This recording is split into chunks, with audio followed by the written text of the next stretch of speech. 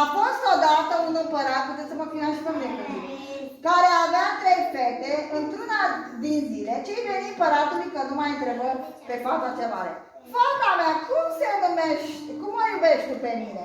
Cum să eu te iubesc, tată? Iată, eu te iubesc ca mierea, răspunse ea, după ce se gândi că care lucru poate fi mai dulce pe lume. Atâta o tăie capul pe dânsa, atâtea vorbi. Să-mi trăiești, fata mea, să facă Dumnezeu pază din tine? Și întrebând pe fata mirocie: dar tu cum mă iubești pe mine, fata mea? Ca o zamărul tată, atâta o tăie și pe dânsa capul și atâta a răspuns: să-ți dea Dumnezeu bine, fata mea, să mă bucur de tine.